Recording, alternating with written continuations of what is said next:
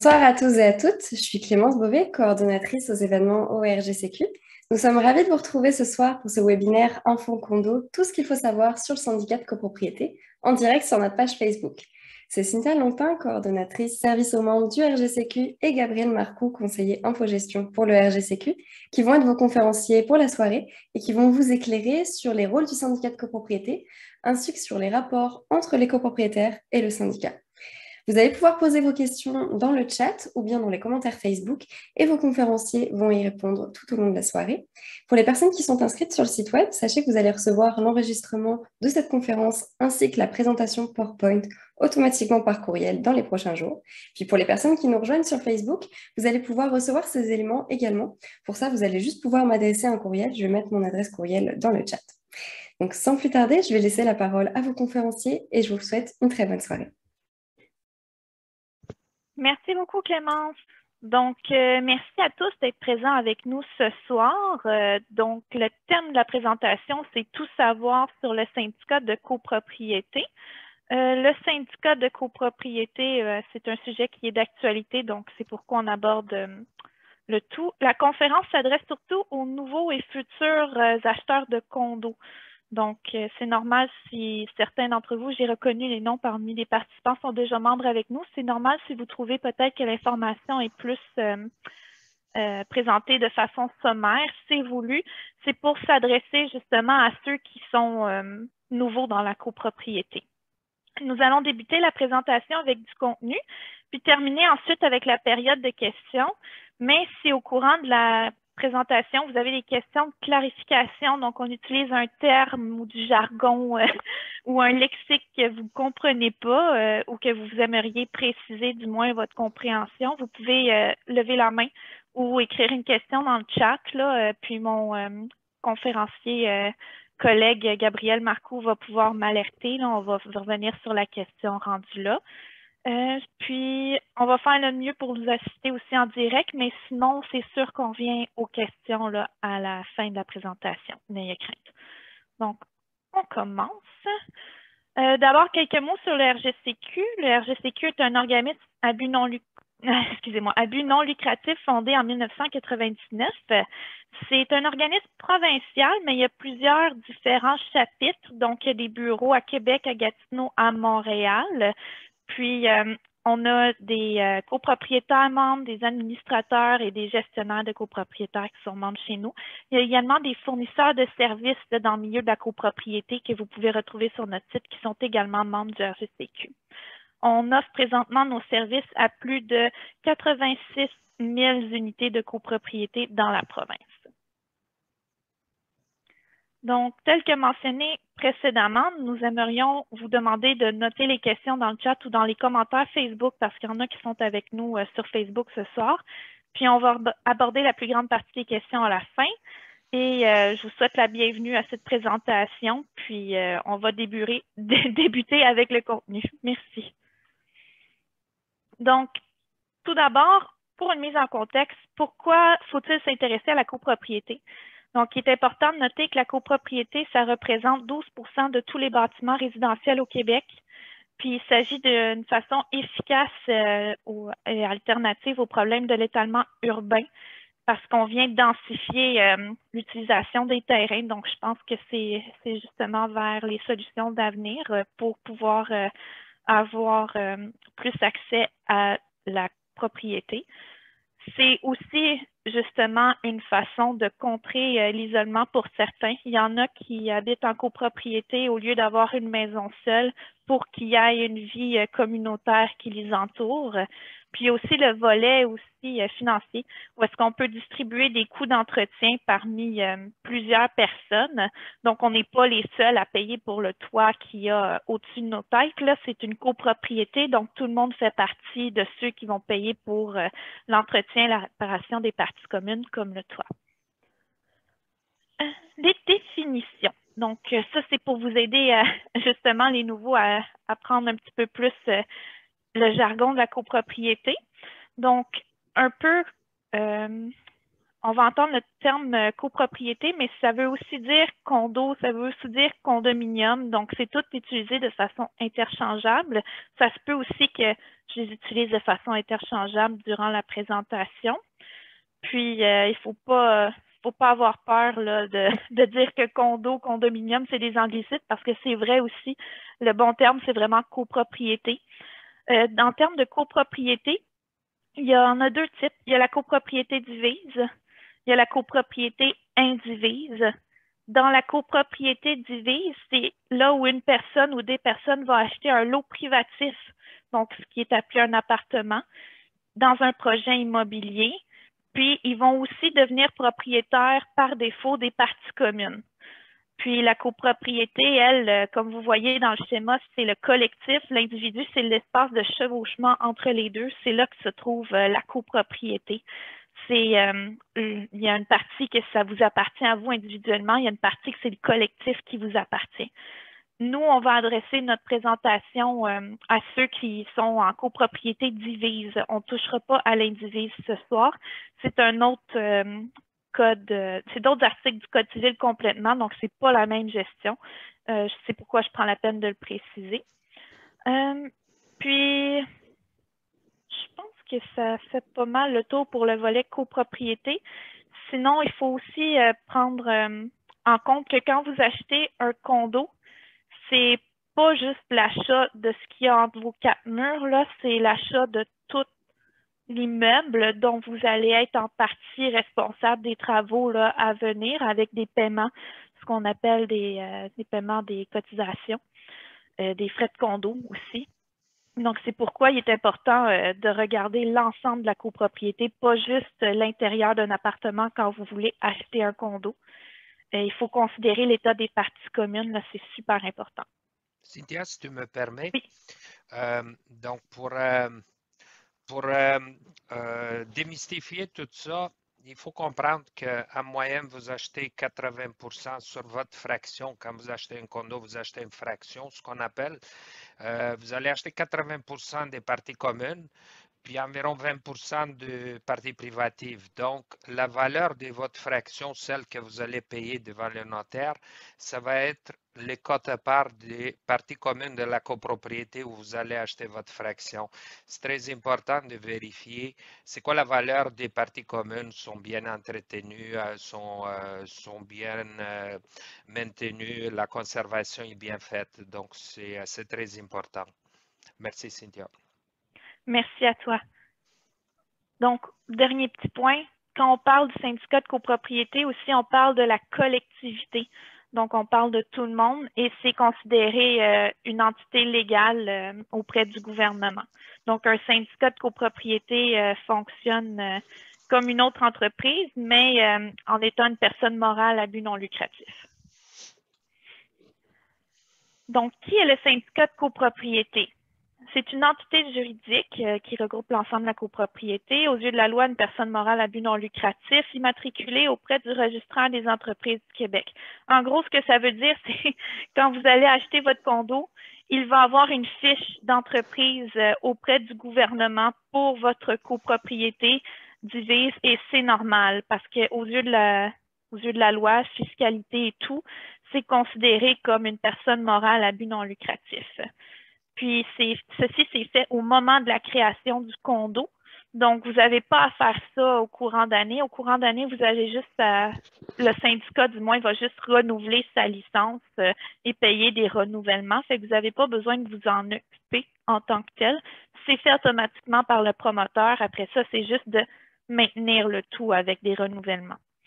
Fait important, un syndicat de copropriété divise est assujetti aux mêmes lois, peu importe sa forme et sa taille. Je dis ça parce qu'il y a beaucoup de gens qui nous appellent en me disant les nouvelles lois, la loi 16, est-ce que ça me concerne? Moi, je suis en maison de ville. Donc, c'est un format plus fait sur l'horizontale. Il y en a d'autres qui me disent, moi, je suis un syndicat un triplex, 3 unités. Donc, je ne suis pas un gros immeuble, une tour à condo là, de 100 portes et plus. Est-ce que ça me concerne? Donc, oui, présentement, la façon que c'est fait, il n'y a pas de différence dans le Code civil pour la forme, donc l'horizontale ou le vertical, ni pour la taille, petit ou grand. en termes des lois. Donc, c'est toutes les mêmes lois pour toutes les copropriétés. Aussi, il faut que tous les syndicats de copropriété respectent le Code civil du Québec et leur déclaration de copropriété.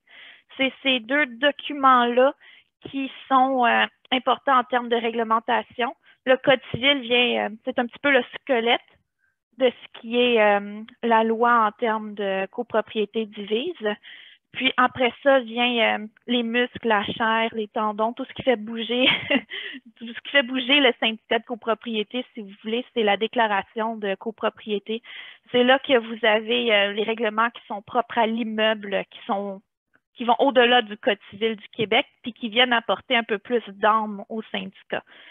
Les pouvoirs du syndicat maintenant sont partagés entre le conseil d'administration et l'Assemblée des copropriétaires. On va vous présenter les deux volets sous peu. Donc, les responsabilités du syndicat. Il y a ce qu'on... le syndicat doit assurer la conservation de l'immeuble. On parle de l'intégrité de l'immeuble, l'intégralité, excusez-moi, de l'immeuble. Fait qu'on parle de balcon, on parle de fenêtres, de portes, de couloirs, d'escaliers, même l'intérieur des 4 murs, là, les fractions, ce qui est privatif. C'est aussi la responsabilité du syndicat de s'assurer que c'est entretenu en termes excusez, ça va être faire redondant, mais en termes d'entretien, en termes de réparation, en termes de remplacement, le syndicat aussi doit veiller à ce que ça se fasse. Il n'est pas nécessairement celui qui doit payer pour les réparations, mais il doit veiller à ce que les travaux se font pour conserver l'immeuble.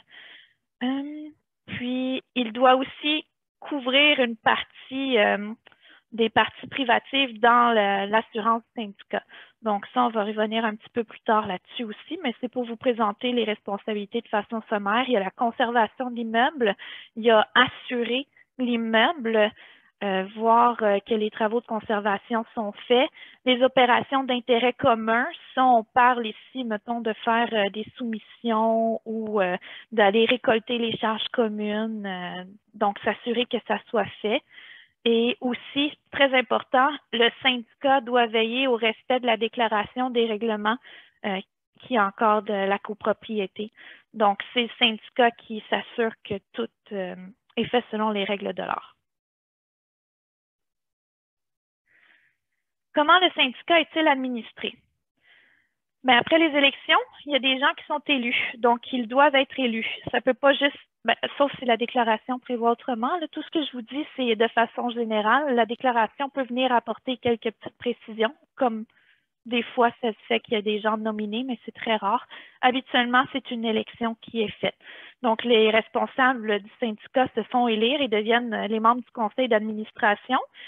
Certains syndicats vont faire appel à des gestionnaires ou à des gérants qu'ils vont embaucher pour exécuter des tâches. Donc, ces gens-là vont agir comme des employés du syndicat. Ils n'ont pas de décision à prendre en matière de gestion. Là. Ils peuvent conseiller, mais ultimement, c'est les gens élus, le conseil d'administration qui prend les décisions pour la gestion du syndicat. Les administrateurs, c'est pas comme on peut voir là, en locatif, c'est pas des surintendants, des concierges. Là, parfois, il arrive que certains administrateurs font des tâches qui sont d'entretien dans la copropriété, un peu comme tous les autres copropriétaires qui habitent dans ces immeubles-là aussi, mais ce n'est pas des concierges à la base. On peut pas juste venir les voir pour tout et n'importe quoi. Là. Les copropriétaires, ils ont leur part de responsabilité aussi là, dans l'entretien puis dans des réparations dans leur unité privative. Et aussi, il faut savoir que l'administrateur de copropriété n'a pas l'obligation de faire toutes les tâches de gestion lui-même. Il peut embaucher, comme j'ai dit, des gérants, il peut embaucher des concierges, il peut embaucher plusieurs professionnels pour venir l'épauler et prendre une partie des tâches. Cynthia, si tu me permets, donc la différence entre un administrateur et un gestionnaire, c'est que l'administrateur est élu pour prendre les décisions. Donc lui, c'est le boss, le patron, c'est le visage du syndicat. Au moment qu'il est élu, Lui doit s'assurer de conservation de l'immeuble, respect du règlement, de s'assurer que tout le monde là, il s'encadre dans les concepts de copropriété, que ce soit les copropriétaires ou les tiers, ceux qui interviennent dans une copropriété, que ce soit locataire, les familles du copropriétaire, les contracteurs, les professionnels. À partir de ça, le travail qui est à faire dans la copropriété suite aux décisions que les conseils d'administration, notamment les administrateurs, y prennent, le gestionnaire, c'est un intervenant là, qui va exécuter les tâches décidées par les administrateurs. Donc, s'il faut couper le gazon, les administrateurs ne sont pas élus pour couper le gazon, sont élus pour décider que le gazon doit être coupé. Donc, ils peuvent passer cette tâche-là à un gestionnaire. L'assurance, la même chose. On doit assurer la copropriété, mais on ne doit pas magasiner, barguiner avec les assureurs. Excusez le terme, mais c'est le vrai mot qu'on utilise quand on travaille avec eux. C'est le gestionnaire qui fait. Les copropriétaires qui ne payent pas les charges communes, ben, les administrateurs, ils vont mandater le gérant pour aller chercher d'une façon ou d'une autre. C'est un employé du syndicat à la charge du conseil d'administration, donc des administrateurs. Merci, Cynthia. Oui, merci à toi. Donc, j'ai juste un petit fait intéressant aussi parce qu'on s'adresse surtout aux nouveaux copropriétaires ou aux futurs copropriétaires. Quand vous venez acheter votre condo et que la personne qui vend, c'est un des membres du conseil d'administration, c'est pas vrai que quand vous achetez, c'est vous qui devenez automatiquement l'administrateur. Des fois, ça se fait. C'est pas une bonne pratique. Vous devez être élu en tant qu'administrateur de copropriété. C'est pas la personne qui habite dans le condo 1 est automatiquement administrateur. Là, c'est pas comme ça que ça fonctionne. Donc, si jamais il manque de gens au conseil d'administration, la procédure à suivre, c'est de refaire une assemblée pour faire une élection. Donc, je voulais juste le mentionner parce que c'est quelque chose qui me revient dans des appels téléphoniques assez souvent aussi. Vous n'êtes pas obligé d'être administrateur de copropriété si vous achetez un condo.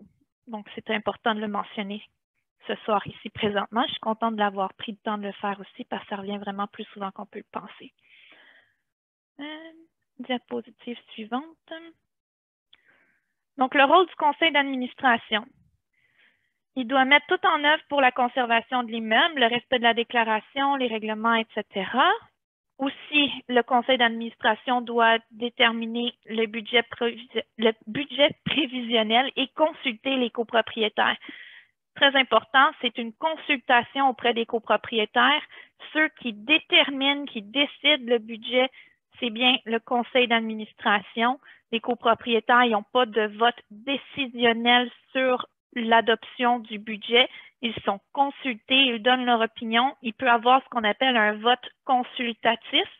Donc là, c'est pour prendre un pouls de ce que l'ensemble des copropriétaires ressentent au sujet du budget, qu'on fait ce vote-là, mais ce n'est pas un vote décisionnel. Pourquoi je dis il faut déterminer le budget provisionnel quand on est au conseil d'administration. Le conseil d'administration aussi assure la gestion du personnel, maintient le registre de la copropriété, assure la collecte des charges communes et paye les factures des fournisseurs. Il va choisir les fournisseurs de services, puis propose des projets de règlement en assemblée.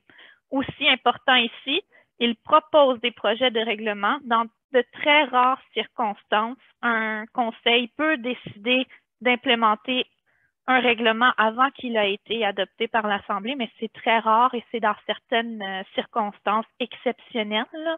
Donc, la procédure à suivre, c'est que le règlement, la proposition du règlement est rédigée dans un conseil d'administration. Ensuite, c'est proposé en Assemblée des copropriétaires où l'ensemble des copropriétaires peuvent voter pour adopter ou non ce projet de règlement ou le modifier aussi si c'est possible. Donc, dans le rôle du conseil d'administration n'est pas de créer et d'appliquer instantanément des règlements, c'est de proposer des projets de règlement et les présenter en assemblée. Le rôle des copropriétaires.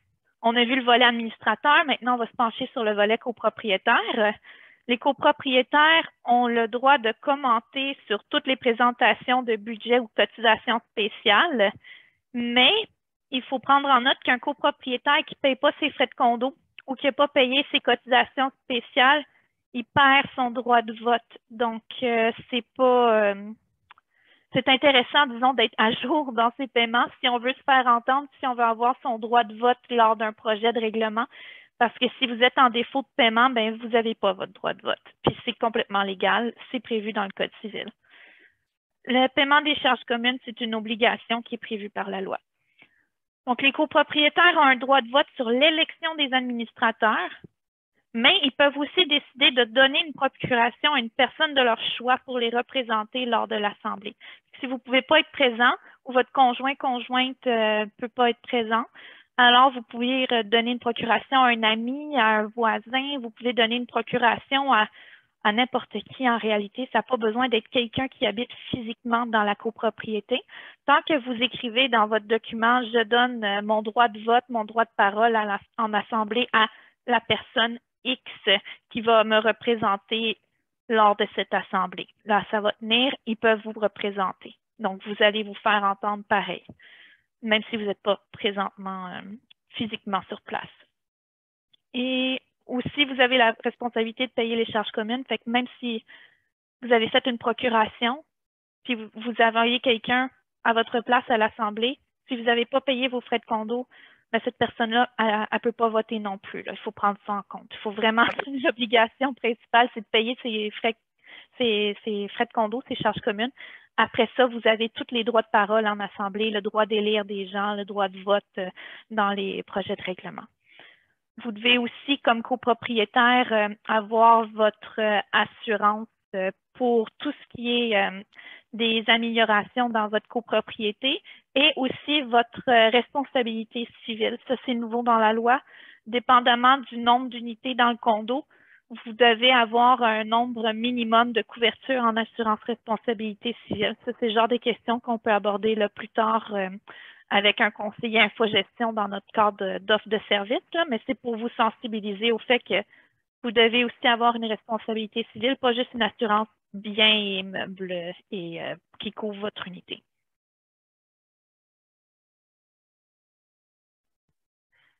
Qu'est-ce qui appartient au syndicat? Donc, c'est intéressant comme question parce qu'il y a beaucoup de gens, surtout dans les petites copropriétés, que quand ils déménagent, ils se demandent je peux-tu partir avec ça, je peux-tu prendre ça?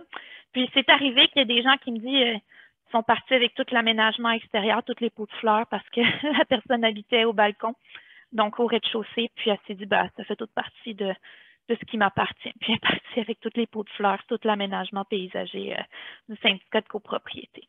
Donc, c'est pourquoi je l'ai intégré dans la présentation de ce soir. Donc, lors de la vente, il y a certaines choses qui sont impossibles de déplacer, qui appartiennent au syndicat de copropriété. On parle des charges communes. Puis ça, c'est tous les fonds confondus. Donc, tout ce qui est les frais condo, tout ce qui est le fonds de prévoyance, tout ce qui est fonds d'auto-assurance. Tout l'argent que vous avez mis à l'intérieur de ces fonds-là au courant des années, vous ne pouvez pas vous les faire rembourser par le syndicat lors d'une vente. Cet argent-là appartient au syndicat.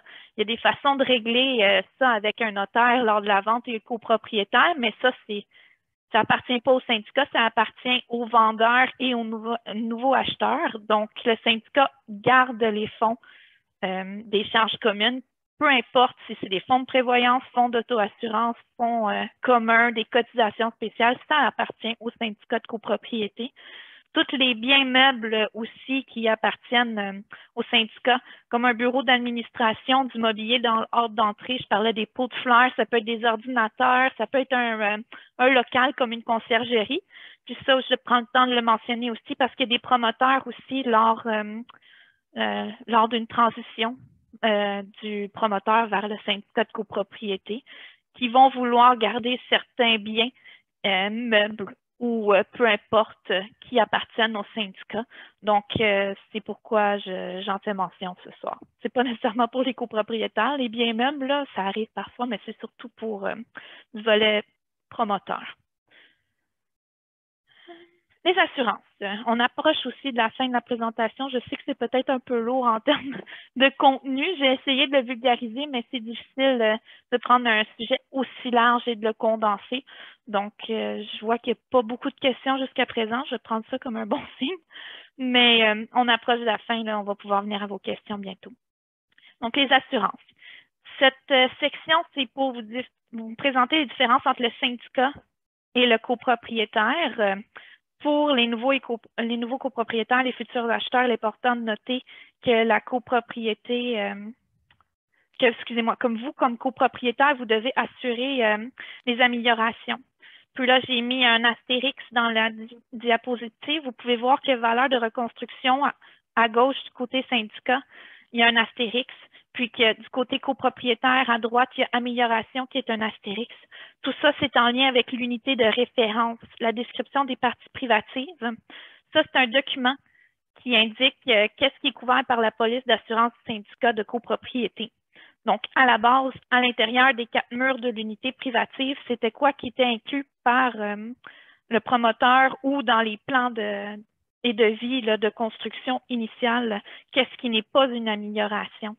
Donc, ça, c'est couvert dans la valeur de reconstruction par le syndicat.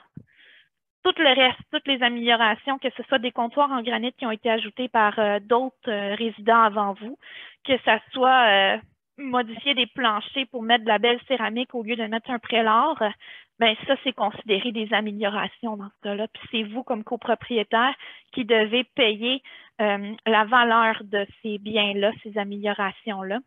Parce que même si ce n'est pas vous qui l'avez mis, c'est quelque chose qui a été ajouté par les copropriétaires avant vous comme amélioration.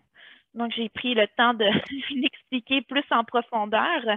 C'est un document que vous pouvez demander quand vous allez acheter un condo, de voir la description des parties privatives ou aussi appelée l'unité de référence. Comme ça, vous pouvez savoir à la base qu'est-ce qui compte comme une amélioration que vous allez devoir assumer les coûts, vous, dans vos assurances. Sinon, le syndicat, ben, c'est tout ce qui est en lien avec l'administration. Fait que les officiers d'assemblée, le président d'assemblée, le secrétaire d'assemblée sont couverts par l'assurance syndicat. Les employés, même chose. Le conseil d'administration, c'est la police du syndicat. Vous, comme copropriétaire, c'est comme j'avais mentionné, les biens meubles, les assurances pour l'amélioration et la responsabilité civile. Pour détendre l'atmosphère un petit peu et aussi pour avoir une idée de qui est avec nous ce soir, j'avais prévu de faire un petit quiz pour voir combien d'entre vous habitent présentement en condo. On va laisser le sondage. On va répondre à la deuxième question après. Donc, vous avez un sondage, s'il vous plaît, complété. Donc, oui, OK, la majorité d'entre vous habitent déjà en copropriété. OK, donc j'espère au moins que ma présentation, vous avez appris quelque chose de nouveau parce qu'on comptait vraiment sur les nouveaux acheteurs de copropriété ou les futurs copropriétaires. Donc, au moins, ça me donne une idée pour la présentation. Puis la deuxième question qu'on avait, c'était parmi ceux qui habitent déjà en condo, en copropriété, combien d'entre vous ont lu et compris la déclaration de copropriété? Je m'attends que tous y répondent oui. Puis n'hésitez pas aussi à nous indiquer votre réponse directement dans les commentaires sur Facebook. Exactement, oui, c'est ce que j'allais mentionner. Vous pouvez répondre aussi sur Facebook dans les commentaires. Là, ça aide toujours d'avoir un petit peu d'interaction, un peu de dynamisme dans la présentation. Donc, Clémence, c'est quand tu veux de ton côté. Oui, OK, seulement les parties qui m'intéressent. Donc, on voit que la majorité d'entre vous, 77 ont... ben, je ne sais pas si vous voyez les résultats, fait que je vais le mettre ici au cas où. Ceux qui habitent en copropriété, oui, il y a 77 qui ont compris et lu la déclaration de copropriété. Sinon, c'est 20 qui ont lu seulement les parties qui les intéressent. Donc, ça, c'est la majorité des gens. Hein. Habituellement, ils vont regarder quand ils en ont besoin leur déclaration de copropriété. Je suis contente de voir que personne, au moins, a répondu « Je ne sais pas ce qu'est une déclaration de copropriété », ce qui n'aurait pas été une mauvaise réponse, mais j'aurais passé plus de temps là-dessus. Maintenant que je sais que vous comprenez c'est quoi, au moins, ben, je ne vais pas trop m'y attarder. Donc, ça me donne une idée de où orienter le reste de la présentation. Merci beaucoup. Donc, on revient ici. La destination de l'immeuble. Donc, la destination de l'immeuble, c'est une partie de ce qui est dans l'acte constitutif, ce qui est une partie de la déclaration de copropriété. Donc, on rentre vraiment dans, si on veut, la métadonnée là, de ce qui est la déclaration de copropriété quand on va dans l'acte constitutif. C'est ce qui est le fondement, l'âme de votre copropriété. C'est ce qui la distingue dans les yeux d'une autre. Quand un acheteur va venir acheter, il va regarder souvent la destination de l'immeuble. C'est là qu'on va voir la réglementation, entre autres, au sujet des animaux, si c'est permis ou non. Ça ne va pas dire la taille de l'animal nécessairement, ça ne va pas dire non plus limiter le nombre en tant que tel. Ça va aller plus dans les règlements d'immeubles plus loin. Quand on parle de la destination, on vient juste dire c'est un immeuble où les animaux sont permis. Donc, ça va aider les gens quand ils viennent acheter à voir qu'est-ce qui est permis ou non. Même chose pour la vocation. Ici, on dit si c'est mixte. Mixte, par là, on veut dire qu'il peut avoir des bureaux professionnels, il peut avoir des logements locatifs et des unités en copropriété dans le même syndicat. Il peut aussi y avoir des logements subventionnés à l'intérieur d'une copropriété. Ça se voit de plus en plus, ça commence. Donc, c'est ça qu'on vient dire quand on dit une vocation mixte, c'est qu'il peut avoir différents types de logements. Sinon, on voit aussi très commun vocation résidentielle. Ça veut dire que vous ne pouvez pas utiliser votre condo pour des fins commerciales, que ce soit d'avoir un bureau de consultation pour des soins psychologiques, par exemple, ou avoir une garderie, un service de garde. Là, vous ne pouvez pas si c'est un immeuble à vocation résidentielle. Puis, même chose pour ce qui est du Airbnb, la location à court terme. Si c'est une vocation résidentielle, normalement, vous ne pourriez pas faire de location à court terme. Il faut vérifier avec votre syndicat de copropriété avant d'acheter si c'est ça votre intention là, de faire de la location à court terme. Sinon, vous pourriez être déçu. À l'intérieur de la destination de l'immeuble, on peut aussi voir si c'est un immeuble, ce qui est dit luxueux. Donc, quand c'est un immeuble qui est écrit à caractère luxueux, on ne peut pas venir remplacer la devanture en marbre ou en laiton par du vinyle ou d'autres matériaux là, qui ne sont pas de qualité égale. Il faut toujours garder cette apparence de luxe dans les parties communes parce que c'est un immeuble qui est dit luxueux. Ensuite, destination de l'immeuble, on voit l'emplacement de l'immeuble. Donc, ça pourrait dire que c'est un immeuble situé à la place des Arts, par exemple. Donc, ça vient apporter un peu plus de caractère à la copropriété dans cet aspect. Comme j'ai dit, je n'avais pas passé trop de temps sur la déclaration de copropriété parce que vous l'avez toutes lu, la majorité l'ont compris. Donc, on va aller directement aux questions pour pouvoir adresser peut-être les points qui sont plus pertinents pour vous. Donc, ça met fin à la présentation, mais je veux vous dire aussi qu'à la fin de cette diapositive, il y a une liste de références que vous pouvez consulter, que ce soit des livres, que ce soit des services, puis c'est libre à vous de la consulter ou non. Ça va être disponible dans le Facebook Live. Ça va être envoyé à ceux qui sont connectés au Zoom aussi à la suite. Donc, je ne vais pas m'attarder sur les sources et les références. Ça va être disponible pour consultation là, au besoin. Donc, on va aller directement aux questions. Puis, tu peux afficher les références pendant ce temps-là. Les gens, ils peuvent bon point. déjà... OK, donc on va répondre avec la deuxième question, Frenette. Est-ce rentable de prendre une compagnie de gestion pour administrer un bloc de 6 condos ou s'administrer par nous-mêmes? Mais la réponse, c'est difficile. Clémence, il voudrait répondre à cette question en direct. Donc, on va laisser Clémence répondre. Non, il n'y a pas de problème, allez-y. Non? Tu ne veux pas répondre? Non, c'est juste pour montrer à la personne qu'on va lui répondre. Ah, OK, c'est bon. Donc, regardez, pour les petites copropriétés, les coûts et la disponibilité du gestionnaire, là, ils sont pas nombreux, puis ils sont pas nombreux à travailler à 35 pièces par porte, là, comme dans les grandes copropriétés. Donc, idéalement, ça sera d'évaluer les travaux à faire en gestion, puis d'aller dans autogestion. Il n'y a pas une règle précise, mais la meilleure règle dans une petite copropriété, c'est l'autogestion là qu'on vous encourage de pratiquer. Donc ça, on va... Ben, Clémence, si tu peux les fermer au fur et à mesure. Oui, merci. RGCQ, si personne ne se présente comme administrateur, on fait comment? Ben, on ferme la porte puis on jette la clé. Ça, c'est ce qu'on dit dans les assemblées générales comme président d'assemblée. Il faut expliquer aux copropriétaires que le fait de ne pas avoir des administrateurs, donc vous n'avez pas...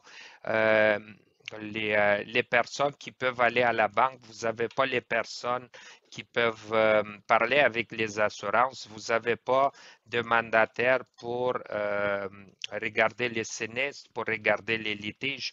Donc, toutes les options que vous avez comme copropriété sont amputées en absence d'avoir des administrateurs. C'est quoi les options? Tout copropriétaire, il peut saisir un juge par l'entremise d'un avocat. Donc, pourquoi je les nomme les deux là? Parce qu'ils ne sont pas des bénévoles. Donc, il faut prévoir un bon budget là-dessus. Ensuite, un juge, au moment qu'il a nommé un administrateur dans une copropriété, généralement, les administrateurs nommés ne sont pas des bénévoles. Donc, vous avez un autre frais à assumer. Au moment que vous avez des administrateurs ou des copropriétaires qui veulent se présenter, ben, vous avez quand même une marge de manœuvre pour évaluer les coûts que la copropriété là, ils peuvent assumer pour vos honoraires d'administrateur si c'est la question là qui vous empêche de vous présenter. Mais en présentant toutes ces options, d'habitude, il y en a toujours des copropriétaires qui se présentent pour administrer. Dans l'absence, comme je l'ai dit tantôt, la seule option, c'est d'aller devant un juge là, puis d'avoir un administrateur nommé.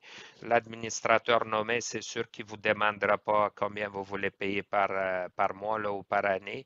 Il ne vous demandera pas si vous voulez faire certains travaux cette année ou l'année prochaine. Il ne vous demandera pas grand-chose là, que seulement votre avis de cotisation puis de respecter la déclaration. Donc, on va passer à la prochaine question, Marc. Est-ce qu'un copropriétaire qui est en défaut de paiement peut-il quand même s'exprimer en assemblée sans pour autant voter? Donc, la loi, il dit en absence de paiement de 3 mois. Donc, si les copropriétaires ont 3 mois d'absence sur les charges communes, ben, il peut se présenter, mais sur mute.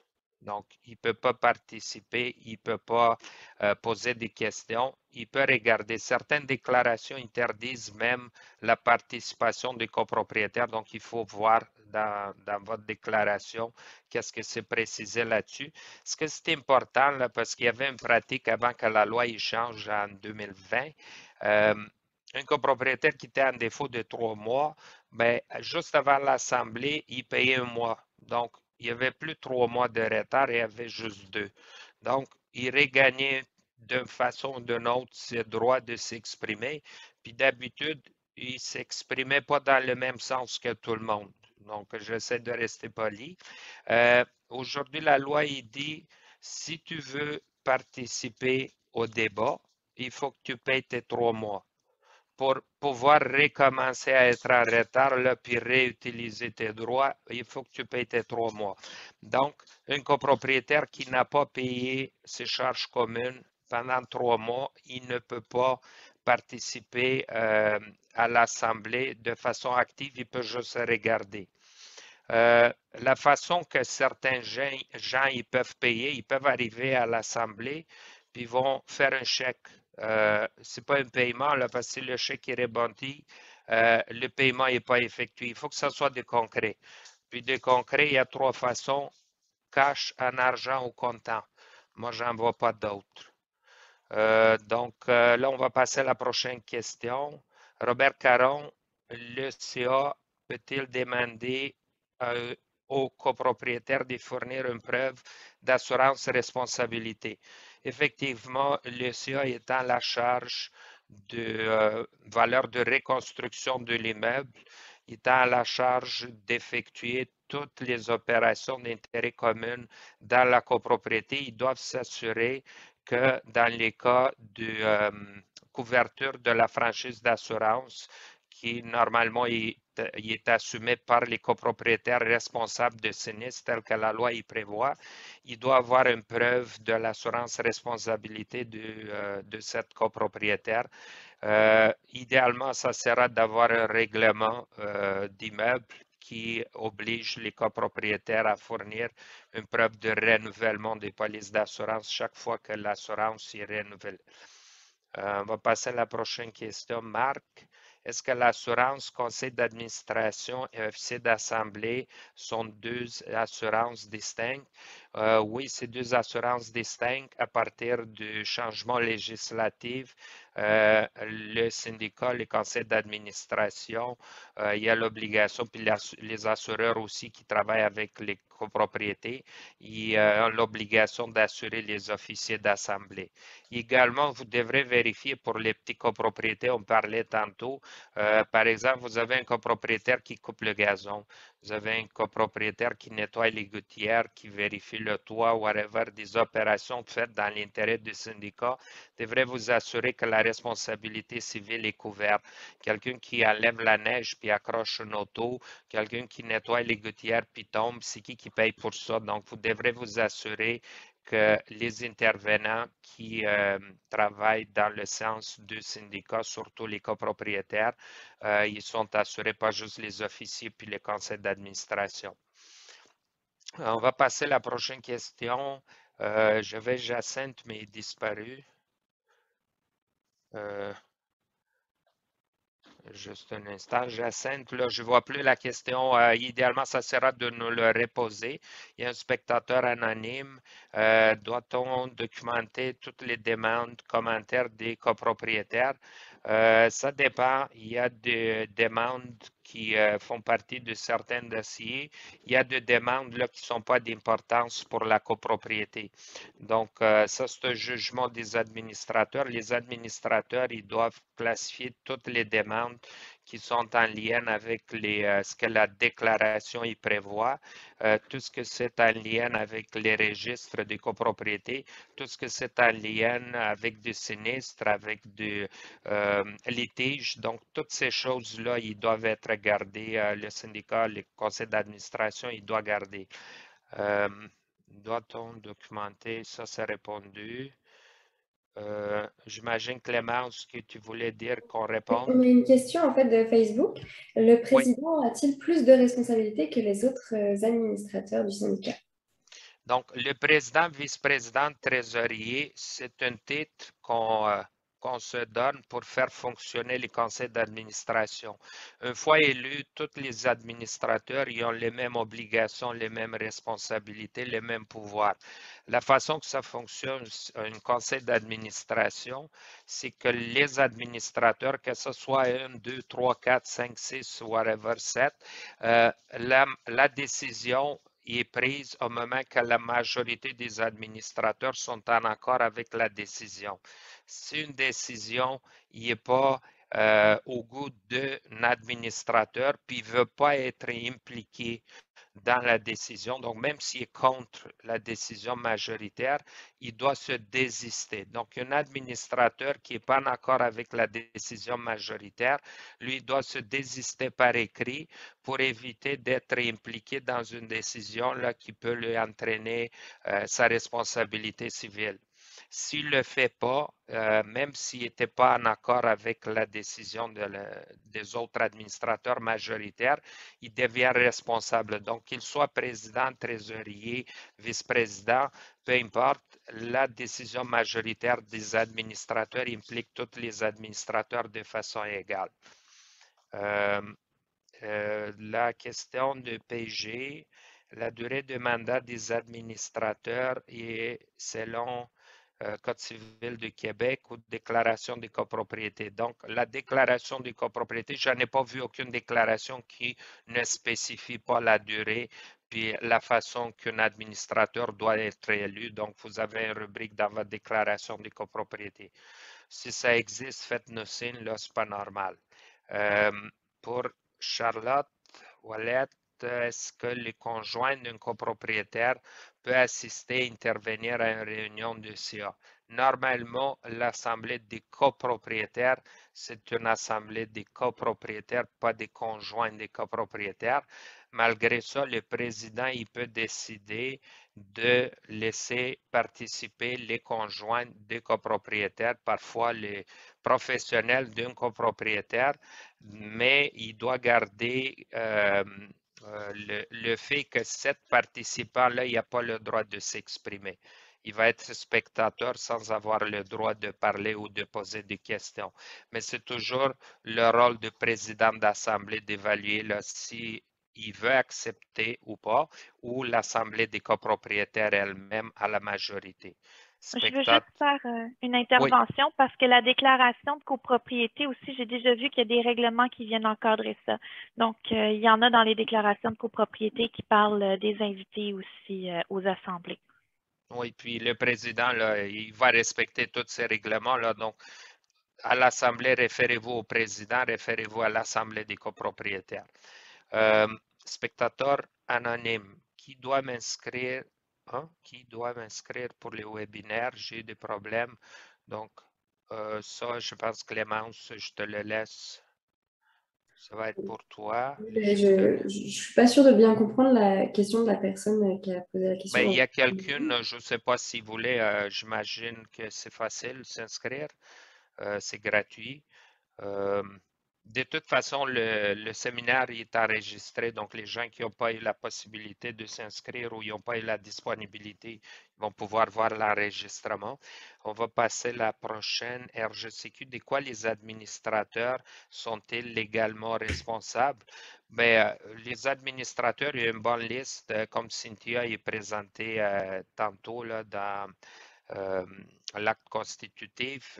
Ils ont beaucoup de tâches. Ils ont beaucoup de tâches qui sont prévues dans les codes civils. Idéalement, là, un administrateur qui n'est pas confortable, il peut consulter la ligne InfoGestion, il peut consulter un professionnel, un avocat, un notaire. Donc, idéalement, là, quand vous êtes élu administrateur, la meilleure chose à faire, c'est de savoir vos responsabilités puis vos obligations là, pour ne pas vous trouver dans le pétrin. Spectateur anonyme, qu'est-ce qui arrive pour les fournisseurs, exemple, compagnie de déneigement, entrepreneur, entretien ménager au niveau des assurances, doivent-ils être inclus dans la responsabilité civile des assurances du syndicat des copropriétés? Il faut comprendre que le syndicat des copropriétés, c'est considéré comme une entreprise. Donc, au moment que vous faites affaire avec une tiers, un contracteur, un entrepreneur ou un autre intervenant externe, devrez vous assurer qu'en cas d'un pépin, vous avez une assurance, vous avez une réponse, là, un retour sur les problèmes là, qui proviennent de l'intervention de cet intervenant-là. Donc, c'est fortement recommandé d'avoir pas seulement sa preuve de responsabilité civile, c'est d'avoir son enregistrement en fonction du domaine où ce qu'il travaille. Si c'est un plombier, électricien, devrait faire affaire avec des gens, des contracteurs certifiés. Un contracteur général, normalement, là, il doit être en charge de tous ces professionnels-là, mais tous ces contracteurs-là, toutes ces professions-là. Puis l'assurance responsabilité civile, ça vous couvre comme syndicat là, versus les inconvénients qui peuvent arriver suite aux travaux que ces gens-là effectuent. On va passer à Julie. Un administrateur qui démissionne, peut-il revenir sur sa décision? Si oui, comment délai? Merci, je n'ai pas trouvé ceci dans la déclaration. Normalement, dans la déclaration, il est prévu l'élection d'un administrateur, puis il est prévu comment est-ce qu'un administrateur il peut démissionner. Normalement, il doit donner 30 jours. Si la démission est irrévocable, mais l'administrateur, pour revenir dans son poste d'administrateur, il doit passer par élection. Donc, on doit convoquer l'Assemblée des copropriétaires, puis revenir sur la décision. Le fait qu'il peut revenir dans les 30 jours, c'est discutable. Donc, à mon avis, idéalement, c'est de revenir en Assemblée des copropriétaires, puis de décider avec la majorité des copropriétaires si vous allez élire ou pas encore cet administrateur-là. La réalité dans copropriété, c'est qu'on n'a pas des administrateurs qui attendent à la porte que quelqu'un y démissionne pour offrir leur service. Donc, certains compromis peuvent être faits, mais il n'y a pas une règle écrite qui dit si l'administrateur, pendant les 30 jours, il revient sur sa décision, il va être dehors ou il va pouvoir réembarquer dans le conseil d'administration. Il faut juste regarder ces raisons pourquoi il a démissionné pour éviter qu'un administrateur, surtout, il revienne dans le conseil d'administration puis ne va pas dans le sens de l'intérêt collectif.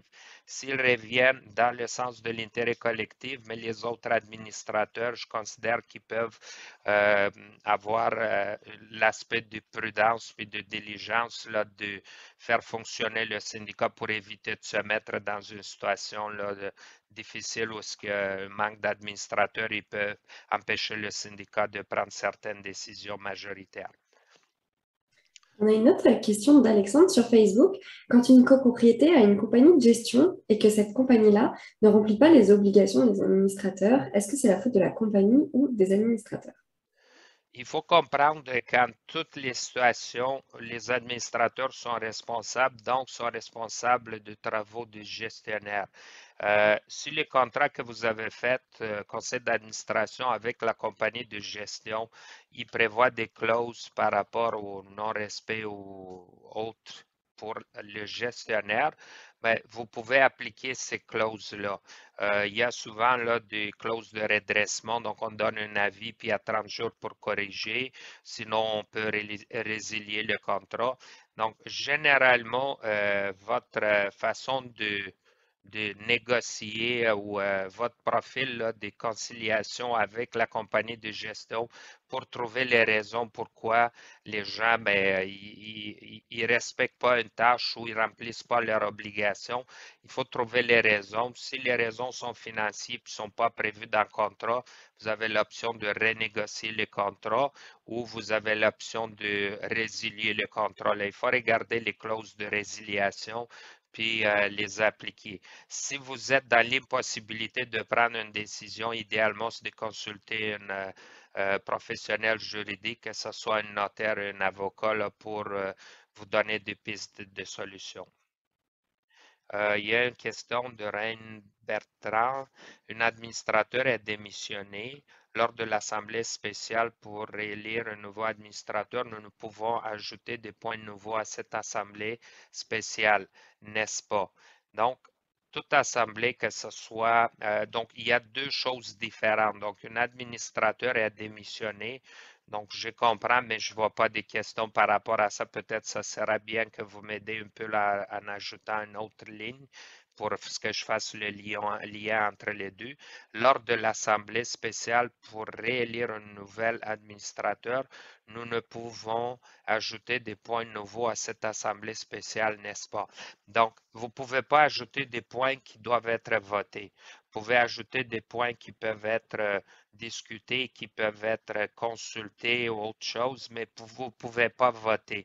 Tous les points là, qui sont à voter, ils doivent être mis à la connaissance de tous les copropriétaires avant l'Assemblée spéciale pour éviter les situations où les gens qui n'ont pas été présents vous disent « Bon, mais moi, si je l'ai reçu, j'aurais été là pour voter pour ou voter contre. »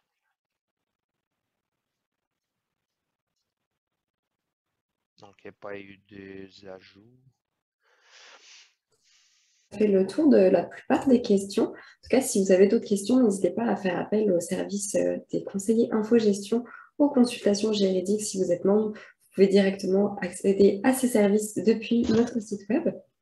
Donc, merci à tous les deux pour cette présentation, ainsi qu'à tous et toutes pour votre présence. Et puis, merci à nos conférenciers pour leur réponse aux nombreuses questions. Je vous invite tous et toutes à nous suivre sur notre page Facebook pour être informés des prochains InfoCondo, ainsi que de nos actualités. Vous pouvez aussi nous envoyer vos suggestions pour de prochains InfoCondo directement sur Facebook ou à partir de notre site web rgcq.org. Puis pour les personnes qui sont inscrites sur le site web, vous allez recevoir l'enregistrement de cette conférence ainsi que la présentation PowerPoint automatiquement par courriel dans les prochains jours. Puis pour les personnes qui souhaiteraient le recevoir et qui nous suivent actuellement depuis notre page Facebook, vous pouvez nous adresser un courriel à l'adresse qui a été mentionnée dans le chat et on va pouvoir vous envoyer ces éléments. Donc, merci à tous et toutes et bonne soirée. Merci à tous. Merci. Bye.